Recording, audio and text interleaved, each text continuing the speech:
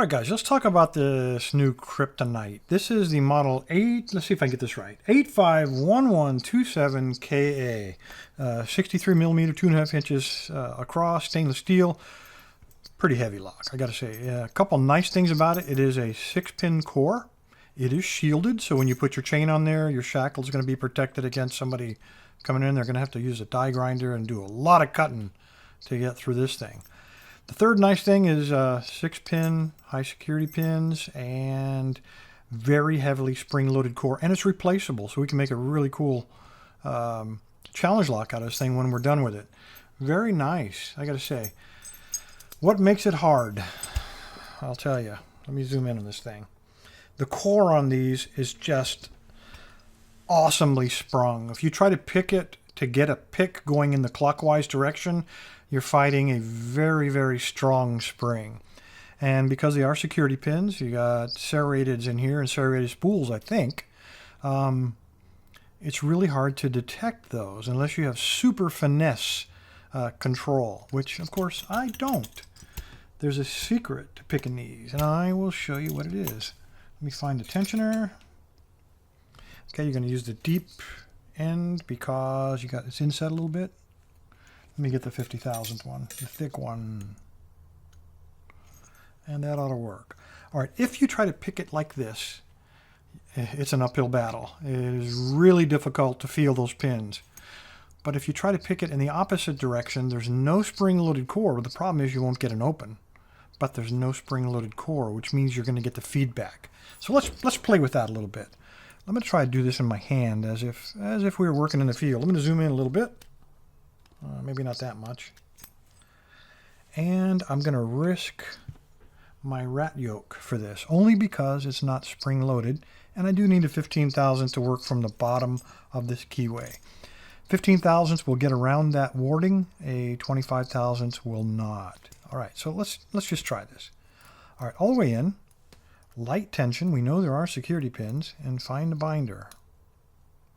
And there he is, pin 1. Right away, I got a fault set. No spring-loaded core. So let's keep looking.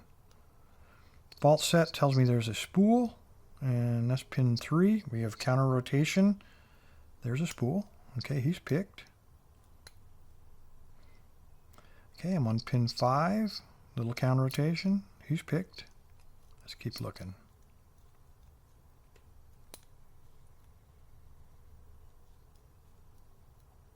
Pin 2 is set. There he is. Pin 3, counter rotation. Got him. Still stuck another spool in there, huh?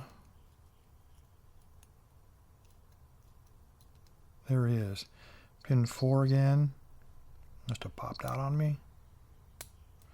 And, let me get my pick out of there. You see we actually got an open. You can rotate this core around past that lockout, but the problem is it doesn't open the lock. But that's okay. Pull him out without resetting him. Set him down. He's not spring-loaded. Get yourself your spinner. Cock him in the correct direction, which I tend to forget sometimes.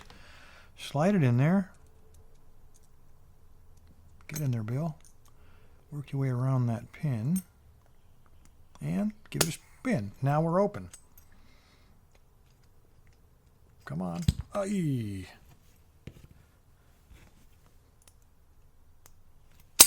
There we go.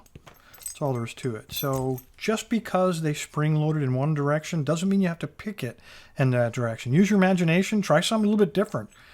Sometimes it's a lot easier, like it is on this Kryptonite. Pick it counterclockwise and use your spinner to get it open. All right, let's go ahead and gut it, just so I can prove you that I didn't put any trickery in here. I have never opened it before, so this promises to be a learning curve for all of us. It is a Phillips, I can see that.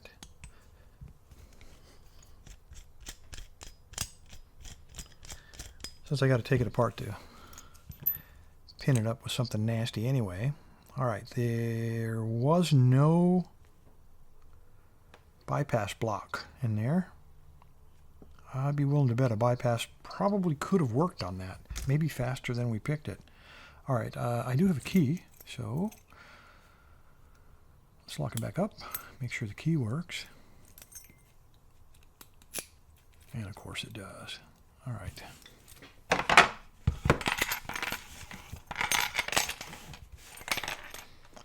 Pop that off.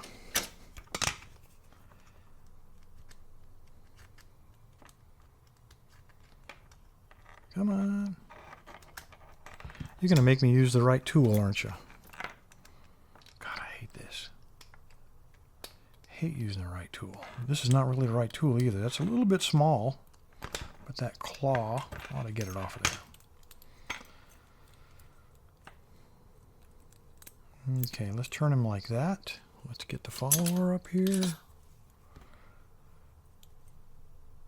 turn him like that, Bill. Don't screw that up. Come on. Okay, there's all 6 of them. Looks like the first one is a steel pin to keep from drilling, so you got to admire them for doing that. Going to a little bit of trouble for us. All right, we have a serrated, standard,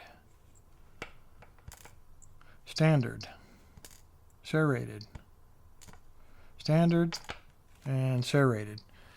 Stock core, so I don't expect there's going to be any modifications. Like it is brand new.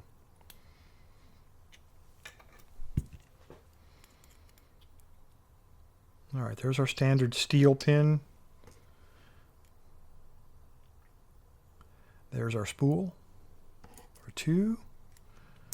Number 3 is a spool. Number 4 is a spool. Let's turn around. Let's get number 6 first. I like to see what I'm doing. It's just me, you know. Another spool. And another spool. So all spools, guys. I'm surprised I didn't put any serrateds in there.